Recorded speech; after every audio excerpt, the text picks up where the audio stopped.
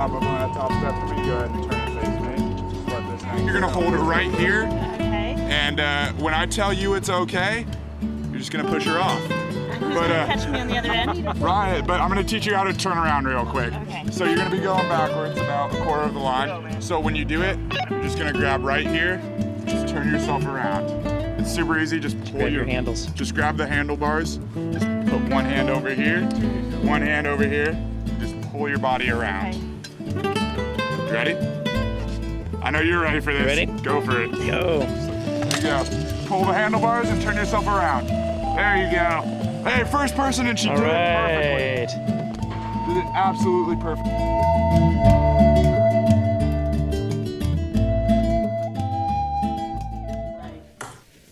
Hi everybody, and thanks so much for joining us today to celebrate the life of Margaretmary Woodd, who meant so much for us. That was an amazing video, and I want to thank everybody who made the video. I'm sorry ahead of time. I've got it all under control now, I think. Anyway, that was an amazing video. Thanks for being here today. I was so sorry I couldn't be there in person for the memorial on campus, but I'm hoping and I'm looking forward actually very soon to coming to see it in person. And someone just recently gave us a really good idea. I'm going to bring a shell from the East Coast when I come to leave it there. And I hope that all of you will visit the garden and her tree and maybe bring a token of your love for Margaretmary as well. I'm going to actually let Charlie, since we're talking about the tree, cut in at this time and read a short poem that was read at the in-person memorial. Great. Thanks, Jenny. That was a beautiful video, and I know we all give thanks to Doreen Gallegos for putting that together for us. It's emotional to do any of this if you worked with Margaretmary. Some of you, if you saw the video there, you saw the pictures of the tree, and when you come to campus, we do encourage you to visit the tree. Like Jenny said, bring something, bring a rock or bring something to put under that tree. Hopefully one day we'll have enough rocks there. We can all do the rock balancing that Margaretmary's famous for. That'll be my goal one day, is to get enough rocks for that. But on the day that we planted the tree on campus, we had a small gathering of about 25 people. Carla's daughter read this poem as we planted the tree, and we just wanted to make sure that everybody here got a chance to see this and hear it. So when you come to campus, please visit that tree. This was an unauthored poem. I couldn't figure out who was the author. It's titled, "My Spirit Lives On. When this day is done, bask in the sun, enjoy my shade, though it was time to trade my wings, my feet for wings. Just watch what each new day brings. Remember to be brave, for I'm not in a grave. My spirit lives on, and you can see me in each new dawn." So we do encourage you all to go visit that tree, watch it bloom. It's a locust tree, so we're going to see some great blooms. And of course, Margaretmary was all about trees and nature. So thanks, Jenny, for that minute. Thank you, Charlie. That was very special. So I'm just going to say a few words about Margaretmary, since I didn't get to share at the in-person memorial. That tree is really special, and I'm so grateful for everybody that could make that memorial a reality. She really loved being outside on campus. We had many lunches outside, and I know the garden was a special place for her. Margaretmary was such a special friend to me during the time that we worked together at Santa Fe Community College. We didn't socialize much together outside of work, but we were true work buddies. And we worked very closely together on a huge grant, along with Kristin and Carla and a few others. And even after the grant was over, after I think it was 4 years, we really bonded. And so we continued to have weekly lunches together, and sometimes in the Shin building and sometimes in the garden. And when COVID hit, we continued our tradition by having Zoom lunches. So that garden and the tree means a lot. Margaretmary was definitely, having lunch with her was one of the highlights of my week. I still remember the text that some of us got towards the end when she couldn't come to a lunch meeting, and she matter-of-factly just texted us and said, "Oh, so sorry. I'm in the hospital and probably going home on hospice." I mean, she was just such a trooper. When I texted her a few days before she passed, just to see how she was doing. She simply texted me back, "I'm just tired." She was a rock. She was so strong, so kind, and so caring to everyone. She and I were Asian spiritual sisters. We shared the love of plants and Asian foods especially, and we traded both quite often. I always felt rejuvenated and cared for after spending time with Margaretmary, even if it was just for a brief going by our office to say hello. Now, there's one story that always makes me smile about her that some of us still laugh about. During the grant, a group of us had to go to New Orleans for a training, and Margaretmary made all the arrangements. So we totally trusted Margaretmary on all things, and she always kept us in line, and so none of us really thought about looking at the return flights. We knew she'd get us home. Until the night before it was time to leave, and we noticed that we had a 5 a.m. flight. I don't think I've ever had a 5 a.m. flight. And even for those of us who didn't go out that last evening, it was really hard to get up at 3 a.m. in the morning, 4 a.m. When we got back, Margaretmary was surprised at why we were so surprised by that. She thought she was doing us a favor by getting us back early. That's the way she was. We still chuckle about it, but we always gave her a hard time about it. Maybe we thought maybe we should next time let her go with us on a trip like that. I know that we all miss Margaretmary, but she will always be here in our hearts. I'm grateful for the time I had her friendship, and I plan on honoring that friendship by trying to stay as positive as she was and making a difference every day like she did in how I treat others, just like she did. Mahalo, my dear friend Margaretmary. As we progress through this program, please feel free to share chats about Margaretmary on the chat box, even if it's just one word, a memory, something that you'll remember her for. The YouTube is being taped and hopefully will be shared with those who could not make it or those who want to view it again. We're going to conclude the program with the video again. And so you'll know that once the video is done, that the program is done. So the next person to share a few words is Margaretmary's husband, Ed Woodd. Ed, I'll hand it over to you now. Thank you, Jenny. And thank you, everyone who was able to attend this. I just wanted to say that everyone who had the good fortune to befriend Margaret knows that she loves seeds.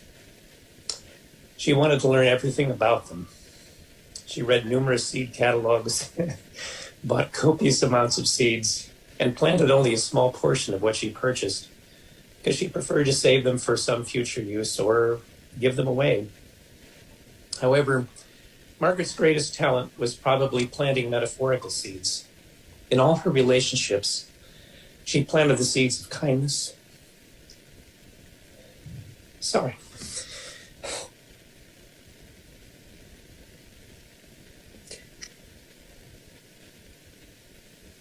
Yes, she did. Patience, humility, empathy, friendship,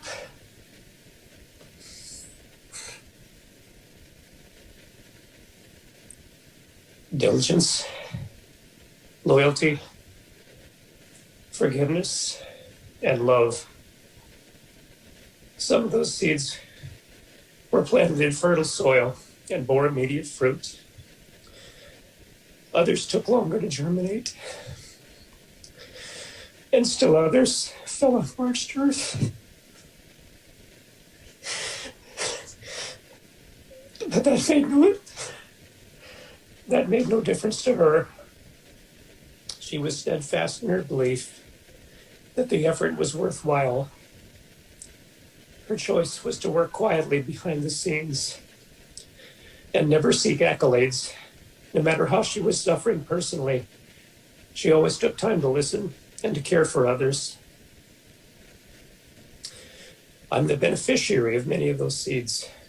And as I reflect on the 26 short years we spent together as friends and as partners, my greatest desire is to continue to allow those seeds she planted in me to germinate, bear fruit, and be passed on for the others who may come after me. She left my world a much better place than she found it. And for that, I'm eternally grateful. And thank you, guys.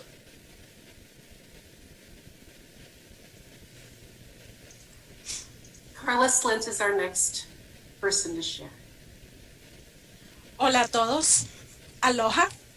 Hello, everyone. All my love to Ed, Ben, Brianna, Nate, and all of Margaretmary's brothers and sisters. A huge, huge hug to Mom. My life changed back in 2008 when I met Margaretmary. This short powerhouse of a lady with long hair and a permanent smile taught me about strength, compassion, and grace. It wasn't like she sat down and told me about him, but showed me through her actions what aloha really means.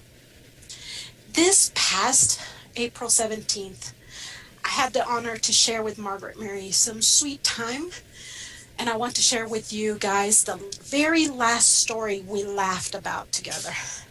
It is silly, but it really shows a glimpse of our relationship.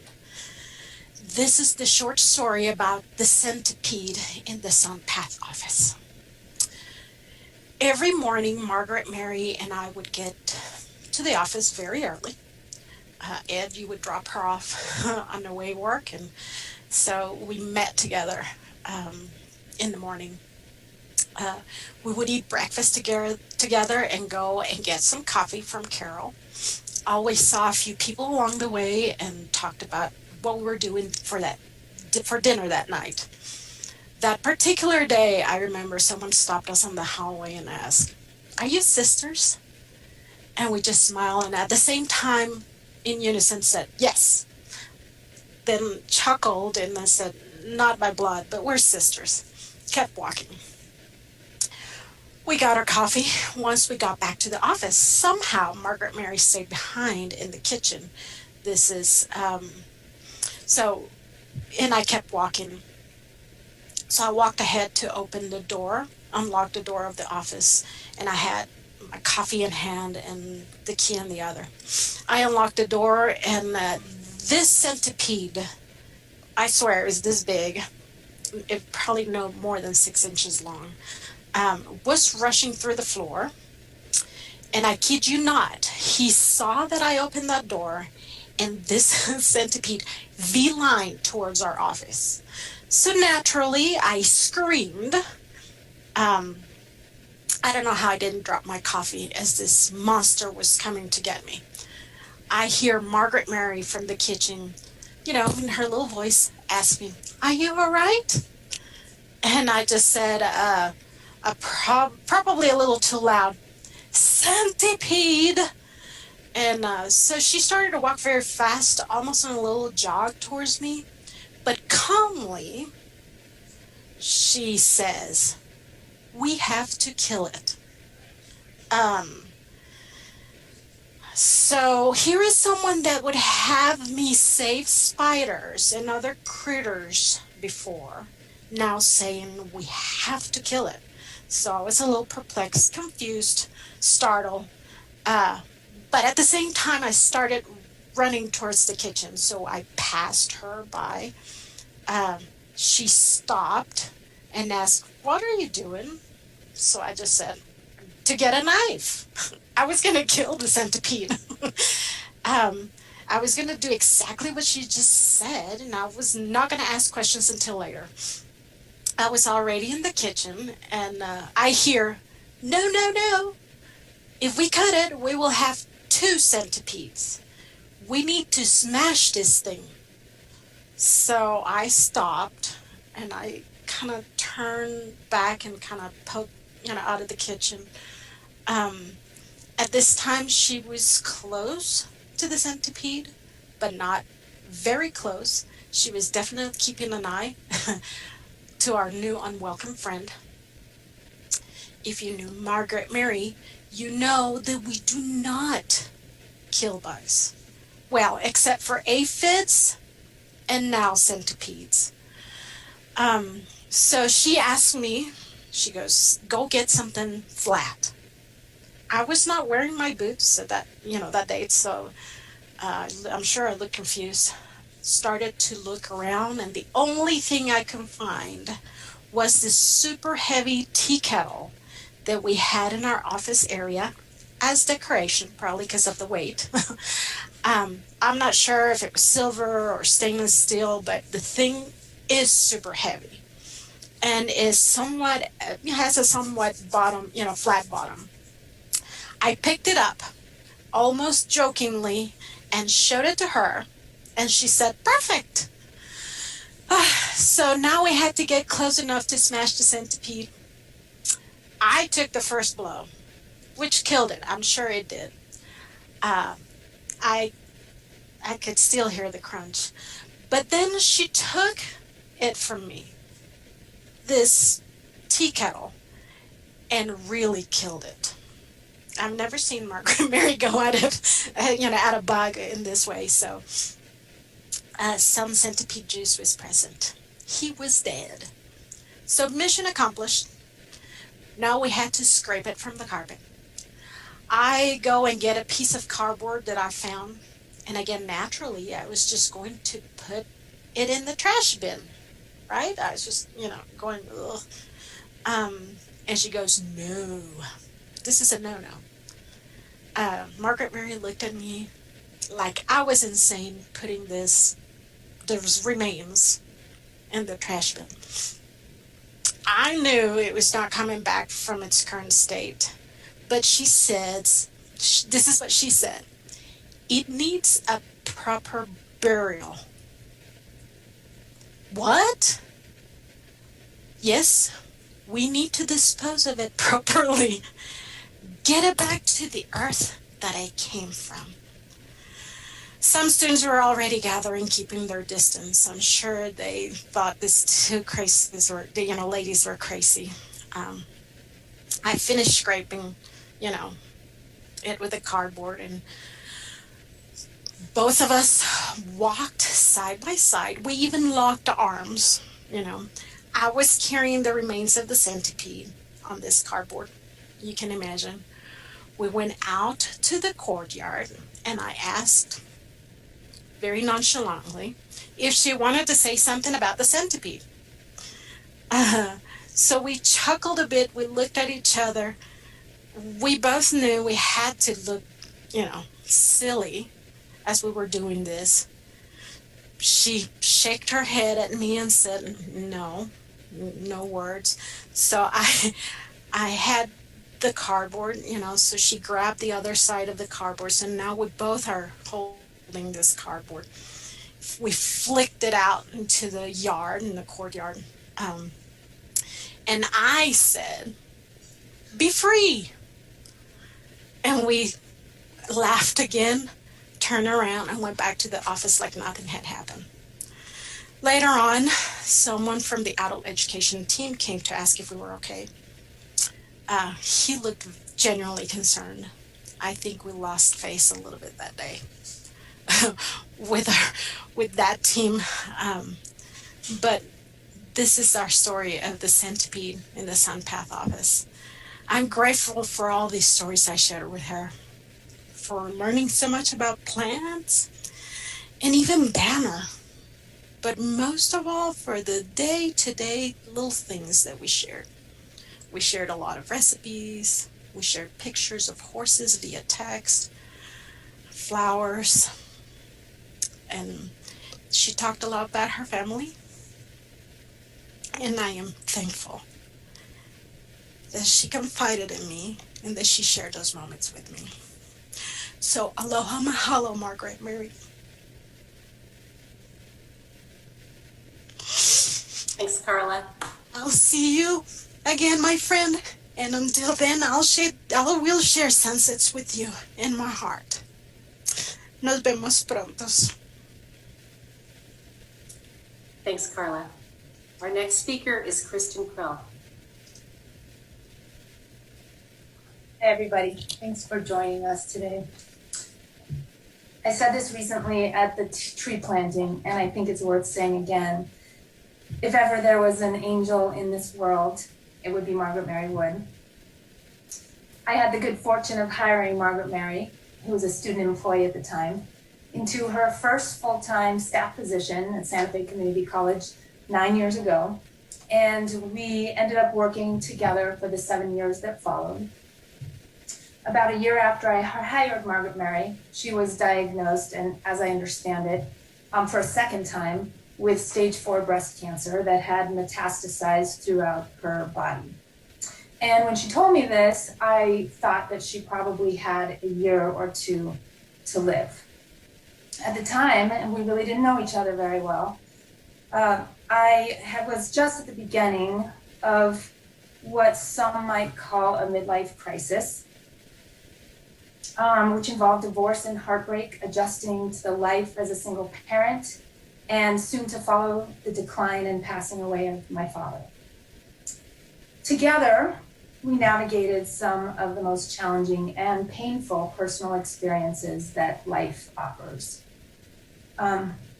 Despite her condition, Margaretmary showed up every day to work on time with a huge smile on her face. She was organized, effective, calm, productive, consistently. I often marveled at how it was that she seemed to live each day, seemingly absent of fear, anxiety, without sadness. But even more perplexing to me over time was that not only did she seem to have no fear, but she was filled with joy and filled with courage and filled with grace. Consistently. I have no words to describe the impact her example has had on my life, and I know on the lives of so many others. Over time, I came to discover that she was a practicing Buddhist and had had a meditation practice for many decades. In an effort for me to be able to cope with what at times felt like overwhelming sadness and fear and anxiety and all of the things that come along with life's profound challenges, I had already started a daily meditation practice when I met her, just started. Over the years, our conversations were often sprinkled with her words of wisdom or simple guidance on meditation or spiritual pursuits. I may have been her boss, but over time, Margaretmary evolved into my teacher, who was a powerful source of inspiration, and resulted for me what turned out to be a midlife transformation as opposed to a midlife crisis. When the opportunity to develop and submit a $15 million proposal to the United States Department of Labor came our way, Margaretmary was hobbling around on a cane. She hadn't yet decided to commit to chemotherapy. We spent 2 months consumed with preparing this proposal, morning, noon, and night. It was a monumental challenge, all-consuming, and Margaretmary, despite her struggles, showed up, and she played a critical role in the submission of this large project. At the time we received the award for the project, honestly, I never expected to have her around to see what we end up calling SunPath, the SunPath project, through to its end 4 years later. But she did. And then some. As the days, months, and years continued, Margaretmary continued to show up on time, every day, with a smile on her face. She was an administrative superstar. Over the years, I watched as she won the hearts of staff and students across campus, handing out a variety of fresh bouquets of flowers picked from the flowers in the back behind the office, or veggies she had picked from her garden, or jars of jams, salsas, pies, or pastries that she had made over the weekend. She loved life each day and lived each day to the fullest. Margaretmary was one of the few people I know who was truly present in each moment, cherishing each moment as if it was a precious gift. I am forever grateful for the many years of friendship we were able to share and for being an angel and a guiding example during a transformational time of my life.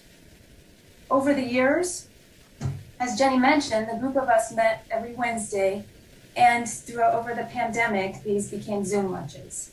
Her bright spirit continued to inspire us throughout these difficult days this past year.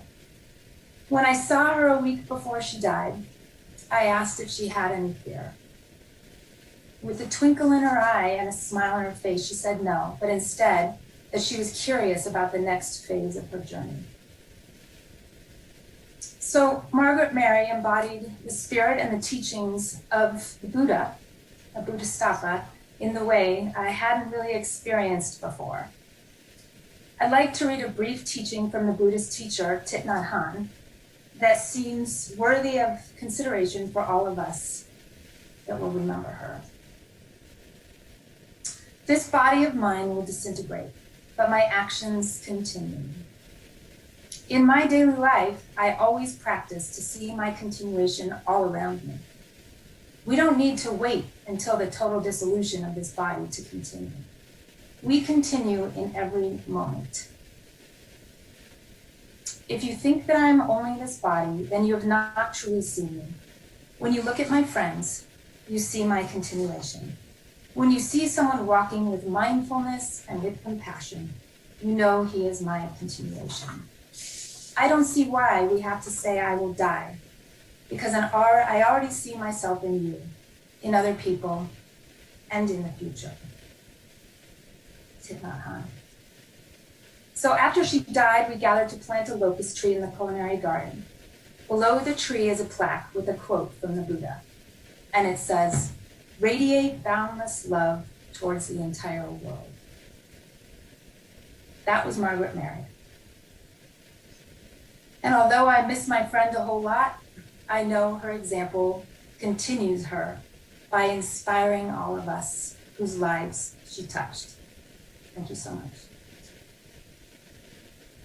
Thanks, Kristin. Our next speaker is going to be Charlie Schultz. Thanks, Jenny. And thanks, Kristin. Thanks, Carla. Ed, thank you very much. And thank you to all the family and friends who are here virtually. It's great that we can be able to get together like this. And now we've had 2 celebrations of Margaretmary's life. So I feel very fortunate. Kristin, you just referred to Margaretmary a few times as an angel. I'm going to remind people who weren't at our tree planting ceremony that as a true friend, Kristin and her son got up and sang one of Margaretmary's favorite songs, and it's called Angel by Jack Johnson. So on your own time, take a look at that and think about Ed and Margaretmary being together. Well, I was MC for the tree planting ceremony. I got to kind of drive the course of the speakers there. And what I did to plan for this was I went and looked back at Margaretmary's Facebook page. I tell all my students I'm not a Facebook pusher, but Facebook sure has been nice when I was able to go back and find 5 or 6 years of memories of Margaretmary's and stories of Margaretmary and watching her family grow up, you know, and it was very touching. But what I gathered as I went through that is she had a lot of themes that were very important to Margaretmary. I serve as a faculty member on campus, and Margaretmary for the last couple of years was my administrative support. She was much more than an admin or a secretary. Like Ed said earlier, she really behind the scenes pulled a lot of things together without any accolades. She was really the glue that held us together. Ironically, as I got to know Margaretmary and I got to know her situation, what she taught me was how to live. And it was very, very strange to say that because I knew her situation and I knew she was living with her cancer. And that's what she taught me, was that she wasn't fighting her cancer for these years. She was living with that cancer and she found a relationship with that cancer. And I needed to hear that. My mom came down with a brain cancer. I lost my mom this summer. At the same time, a student came down with brain cancer. So Margaretmary was there for me and could help me go through these horrible situations. At In all that, we lost our colleague. Luke Spangenberg was a very close friend to Margaretmary as well. But I could lean on her for support and lean on her for words of wisdom on how we should live our lives. Kristin, you said in the moment. She was always in the moment. So some of the things that I saw that were important to her, and everybody here can go back on Facebook and look. Ed has left that open. You can leave comments for Ed and Margaretmary there. But some of the things that were very important to her were the planet. And Carla, you touched base on plants and gardening. And Ed, you talked about seeds. That's why she fits so well in my program with controlled environment agriculture. She was passionate about plants. But other things she was passionate about were women's rights and girls' rights and trying to bring them up through this society that has some obstacles in their way. She and I were tight on music. We always talked about the new music and who was playing in town. And I saw a great post where James Taylor, one of her highlights of her year was that her man got her tickets to go see James Taylor live. Books and art. If you want to get into Margaretmary's head a little bit, go on her Facebook. Love and happiness was the pulse of her life, and that was all over her Facebook page. Children, she loved to support children, not just her children, but all children on the planet. And equity. And equity is a big thing right now at our college, and it's a shame that Margaretmary's not going to be there to help us forge through these new obstacles that we're trying to overcome. Politics and peace were there. She was a big Bernie supporter before I knew her, so more power to her. But then Indigenous rights, and that's where I want to wrap up a little poem that I pulled together. It really kind of comes together with how to live your life. And I want to share this screen. It's a little bit easier this way. And I saw this was posted when she lost a friend of hers, or Ed's, Mike Clayton.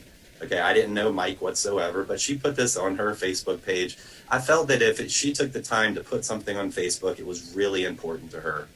And so I think as she lived her life, I think a lot of these tenets that came from this Native American 10 Commandments is how she pulled herself together and how she tried to emulate and teach other people. And I'll just go through this quick. Treat the earth and all that dwell upon the earth with respect.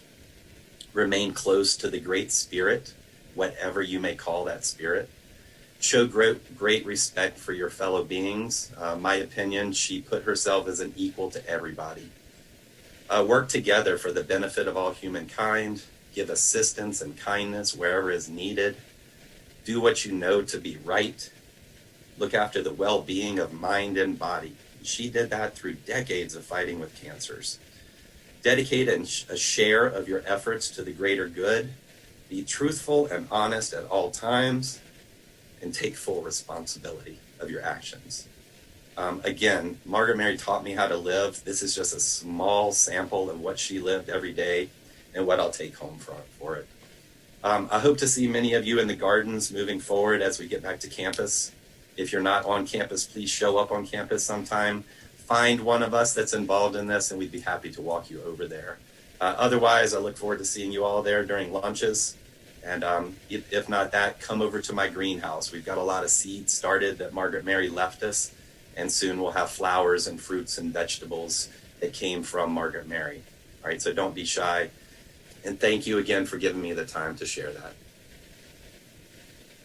Thanks, Charlie, so much. Our next speaker is Julia Deisland. Hello, everyone, and thanks for being here. You know, one thing I've been thinking about as I've listened to everybody is how many lives Margaretmary, with her energy and her presence, touched. I was surprised and grateful after she left us at how many people came up to me to tell me how they'd known Margaretmary at SFCC alone. You know, one met her at a leadership class, another worked with her on the TAC grant, and I guess the thing is that she sort of naturally fit in everywhere, and people appreciated and remembered with a lot of joy her sort of shining presence, I guess I'm going to say.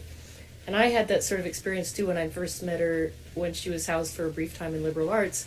But then when I was asked to come over to the Trades and Technology Center to be first interim associate dean and interim dean, I was so happy to see her. This is the other thing, is she just managed to make so many of us feel at home and welcome. My first day on the job, my name was already printed outside my door. My desk was full of tape dispenser and stapler and everything I might possibly need. Second day on the job, she took one of those slow walks with me to actually culinary to get a cup of coffee from the culinary folks, and clearly she did this fairly often. They greeted her with joy. And she bought for both of us a rice pudding from Carol's coffee stand for us to share. So I guess I would just say what everybody's been saying. She made all of us feel supported and welcomed, and set a great example of relaxing in whatever was going on. So I wanted to add too, it's kind of a thing, she's been referred to as an angel, all those things. And I know I've already, some of you have heard me talk about this, but I really was thinking about, the notion of bodhisattva or sainthood. We tend to think of those folks as being sort of larger than life and doing these big things. And I started thinking about Margaretmary's sort of efficiency and steadiness and desire to create easy and efficient systems to be kind of a kind of bodhisattva-like behavior. Because really, you think about what do saints and bodhisattvas do? They help people along the path. They remove obstacles. They make it easier to move in the right direction. And so she and I mean, one thing I regret is we talked about even making more systems and improving existing systems, which sound kind of like dull administrative things, but the truth is that those things then allow other folks to focus where they really need to focus. And so I want to keep this short, so I'll just say, just think of her as our administrative bodhisattva in the TATC. She gave us all a lot. Thank you. Thanks, Julia. Our next speaker is going to be Stephen Gomez. And it may take him a second to turn himself on. I'm here. First, I'd like to thank everybody that invited me. I feel very honored. I probably knew Margaretmary the shortest time of anybody who's speaking. I didn't actually I knew of her, but I never actually met her until she was actually interviewing for the position of the admin.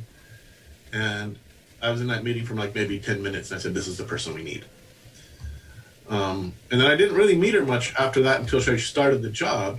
And, there was kind of this little awkward, everybody knew her and I didn't.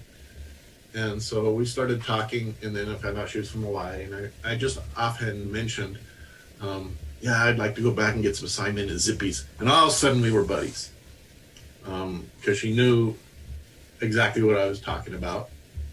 There was also about the same time that I had to go undergo some surgeries for a tumor. And afterwards, she wanted to see my scar, so she saw my scar. And then we got into this. I don't know if you've seen Lethal Weapon 3, where Mel Gibson and Rene Russo get into this contest of showing who's got bigger scars. And so we started doing that. And then when she showed me, she said, this is where my chemo port is. I said, okay, you win. And then another time we got into the same game with how bad different chemotherapies were, because I had cancer before, had chemo before. And so we kind of played that game a little bit. Most of the time, my interactions with Margaretmary outside of sort of the work environment, where she'd come into my office and go, are you going to be leaving anytime soon? And I realized that either maybe Ed forgot to pick her up, or she'd missed the train. And so then I'd give her a ride back down to her house. But those drives were where I got my education. We would talk about all sorts of stuff. We talked about restaurants. That's where my regret is that I didn't get to take her to the doghouse for hot dogs like we talked about, chili dogs, but Ed told me that they'd finally gone. That they went, so at least she got to have a hot dog from the doghouse. But there were lots of other things we would talk about. And my lessons were, I'm fairly black and white when it comes to relationships with people, and we would be, or at least how I interact with them. And there were lots of times I'd be like, God, aggravated after a day. And then she would kind of point out that there's really it's all gray. And I'm still working at that, but, that was one of the seeds she planted. And I hope it's growing good. The other thing was that's why I'm wearing a hockey shirt instead of a Hawaiian shirt and lei, because she asked me one time, why are you always wearing hockey jerseys? And so I kind of told her, oh, you're from Hawaii, you'll understand. And she goes, what? And I go, well, you know how when women get older and kind of have extra weight that they don't want to see and start wearing muumuus? And then she just started laughing. And so she always teased me about, oh, you're wearing hockey shirts less. I said, yeah, I think I'm doing good. And I really, those drives down, so I'm grateful for Ed for forgetting her sometimes. Where we had most of our, good interactions. The one thing that, I have an aunt that is very Christian, and she's constantly sending me literature. And the other day, I actually got one of those little bracelets with the WWJ, what would Jesus do? And I was thinking, I think I need to get one that says WWMMD for what would Margaretmary do? Because that's sort of my filter now for dealing with things. Is, okay, how would she deal with it? Because she dealt with a lot and never complained about it and was very graceful about it. And basically, pushed you on the right path without pushing you. And so there's a lot I have to learn. So I'm going to get one of those bracelets one of these days, and maybe we'll have to have a whole bunch of them made. And thank you. And thank you, Ed, for letting me have some time to speak at this. Thanks, Steve. That was great. Our next speaker is Andine Froggingles. Good afternoon. Thank you for joining today to remember Margaretmary. I'm Andine Froggingles, Interim Director of the SFCC Innovation Center, which oversees the work on the Community Culinary Garden. And when we talk about Margaretmary, we often talk about gardens. The SFCC Garden's at the center of the campus. The gardens are at the center of a collaboration of many campus departments that work together to grow food in a sustainable low-water system. With the assistance of retired culinary tech Brian Earl, Chef Jerry Dakin, and Chef Michaela Deaton, we collaborate with the Controlled Environment Ag faculty and staff and many interns. And with Malvina from Grounds, with Dobby from Facilities, and with Linda Castle of the Arts on campus, who is one of the founders with Margaretmary of the Culinary Garden. In this collaboration, I'm often at the task of watering the garden beds. And in past seasons, going back to my office, it was quite often that I would stop and report to Margaretmary, who was at the nexus of these various departments. She would provide garden wisdom along with purchase orders and pans and student support, and an active kind of listening. From the garden, I would report with strawberries, and Margaretmary would rinse them and hand them out. And I would report with lavender and herbs, and Margaretmary would set them in a vase on the front desk for all to sniff. And I would report with zucchini. She, of course, would make calabacitas. I would report with very large pumpkins, and of course she would make pumpkin pies. I love this kind of collaboration. And it's the kind of grounded, sharing love that we are celebrating today, and that Margaretmary was so good at. The garden is funded enthusiastically by the efforts of SFCC Foundation and Deborah Bolt. And in our recent garden work day, a spring day where we gathered and worked to rebirth the garden, Deborah Bolt sent a poem for us, a poem by Yael Shikun from her book, Revelations of the Heart. Among Yael's many accomplishments as an author, poet, and coach, she's also created an SFCC paid internship program, which has benefited many of our students and programs. I love this kind of cross-campus working and sharing, and This is the kind of community that we are celebrating today and that Margaretmary was so good at. So I would like to read this poem written by Yael and sent by Deborah for the garden and for us. It speaks to the way in which Margaretmary participated in this community and deeply fostered these connections that are at the heart of what we're all doing here. It reminds me that on that day, Margaretmary was not there in the garden with us. She was in the process of becoming spirit and doing it in her own tough, smiling, open-hearted way. How to grow love instructions. To plant the seed of love, first find a place where the sun and shadow can parent the tender one nestled in earth's womb. Till the soil, removing obstacles like stony stairs and rooted beliefs, as its shell cracks open, pushed and pulled toward destiny. Encourage the fledgling love with shouts of joy to grow, grow, as petals unfurl publicly, declaring its vision to the world. Offer the fruit of your love abundantly, feeding those who deserve it least and need it the most. Once again, thank you for joining us today to remember Margaretmary. Thanks, Andine. Our last speaker to share in the program is Camila Bustamante. Thank you all. Thank you all for being here. I was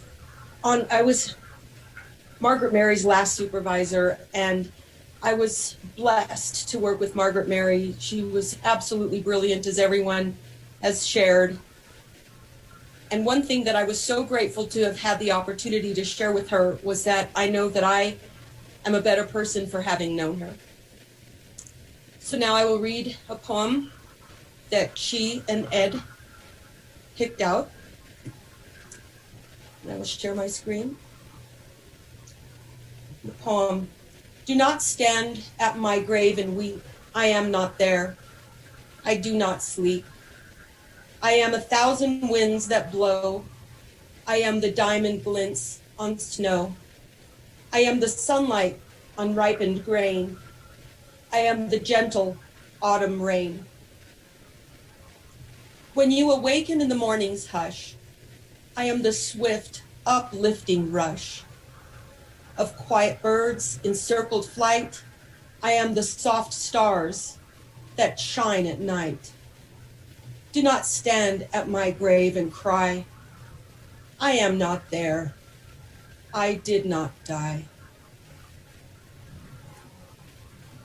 Thank you.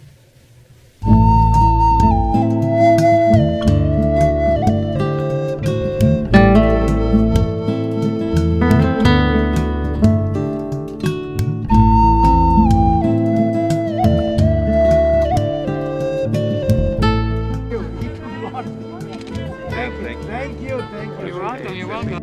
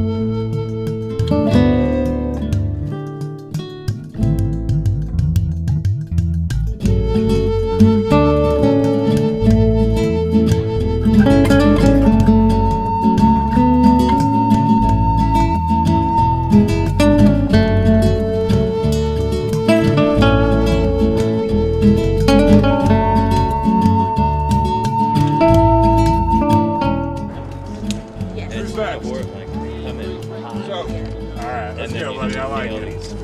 Hop up on that top step for me. Go ahead and turn and face me. Just let this hang. You're gonna hold it right here.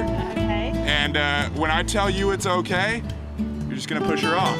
Who's gonna catch me on the other end? Right, but I'm gonna teach you how to turn around real quick. Okay. So you're gonna be going backwards about a quarter of the line. So when you do it, you're just gonna grab right here, just turn yourself around. It's super easy, just pull your handles. Just grab the handlebars, just put one hand over here, one hand over here, just pull your body around. Okay. You ready? I know you're ready for this. Ready? Go for it. Go. There you go. Pull the handlebars and turn yourself around. There you go. Hey, first person, and she did it perfectly. Did it absolutely perfect.